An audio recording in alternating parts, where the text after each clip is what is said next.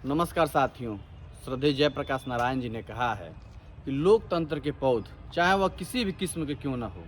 वह तानाशाही के दौर में कभी भी उग नहीं सकते हैं। साथियों, शायद उसी तानाशाही का प्रपंच आज बलिया जनपद का छात्र संघ झेल रहा है। विगत कई दिनों से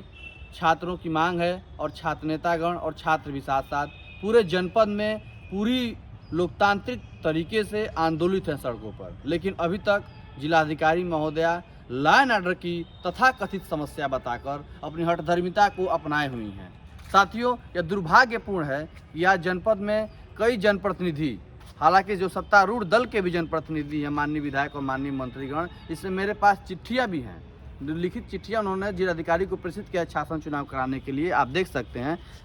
जो बांसडी की माननीय विधायिका और सिकंदरपुर के माननीय विधायक और फेफना के माननीय विधायक और बैरिया के माननीय विधायक, समाजवादी पार्टी के तमाम सभी, जो कि समाजवादी पार्टी का तो मूल एजेंडा भी है, और सत्तारूढ़ दल के भी माननीय विधायिका जी, और यहाँ तक कि माननीय विधायक सदर एवं वर्तमान में मंत्री, उन्होंने भी टेलीफोनिक वार्ता करके छात्रों के समक्ष जिलाधिकारी महोदया से निवेदन किया और अपनी बातों को रखा कि शासन चुनाव यथाशीघ्र विधि पूर्वक कराए जाएं। लेकिन हठधर्मिता अपनाते हुए वर्तमान जिलाधिकारी श्रीमती सौम्या देवी ने अपनी पूरी तरीके से एक कूटरचित तरीके से यह लॉ एंड ऑर्डर की समस्या बताकर शासन चुनाव करने से मना कर रही हैं और परहेज कर रही हैं। साथियों, छात्र संघ चुनाव लोकतंत्र का नर्सरी होता है। ये छात्र संघ की राजनीति से निश्चित तौर पर दबे कुचले वर्ग से या फिर गांव के अंतिम व्यक्ति से, गांव की पगडंडियों से नेतृत्व निकलकर देश की सत्ता के शीर्ष पर जाने का काम करता है। इसके तमाम उदाहरण हैं आज की भारतीय राजनीति में या फिर देश या जनपद की राजनीति में। तमाम ऐसे कीर्तिमान स्थापित करने वाले छात्र नेतागण उपस्थित हैं, जो कि छात्र संघ की कोख से निकलकर देश के नेतृत्व करते हैं, समाज का नेतृत्व करते हैं। समाज के अंतिम व्यक्ति से नेतृत्व निकल कर आता है। आज वर्तमान में देश के मुख्य विपक्षी दल भारतीय राष्ट्रीय कांग्रेस के जो राष्ट्रीय अध्यक्ष मल्लिकार्जुन खड़गे जी हैं, अपने ज़माने में एक दलित परिवार से निकल के यदि आज राष्ट्रीय अध्यक्ष हैं तो कहीं ना कहीं छात्र संघ की देन है, जो छात्र संघ के महामंत्री होकर राजनीति में नेतृत्व करने का आज काम कर रहे हैं। तमाम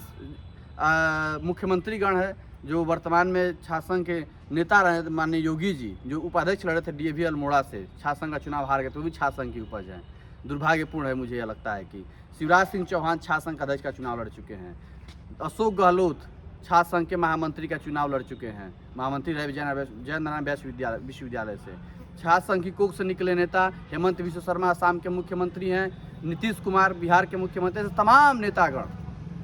छात्र संघ की कोख से निकलेंगे की गिनती की कतार में करूं तो ये बहुत लंबी है, पूरा समय बीत जाएगा। साथियों, यदि समाज के अंतिम व्यक्ति से नेतृत्व निकलकर पूरी तरीके से सत्ता से आंख में आंख मिलाकर मिचोली करके बातें करता है, तो उस कहीं ना कहीं छात्र संघ की राजनीति संघर्ष और उसके तपिश और उसकी तपस्या की देन है। उस कोख की पैदाइश और उसके संघर्षों से निकली तेज की देन होती है। तो कहीं ना कहीं आज इस प्रकार से छात्र संघ पर बैन लगाने का प्रयास, कुत्सित प्रयास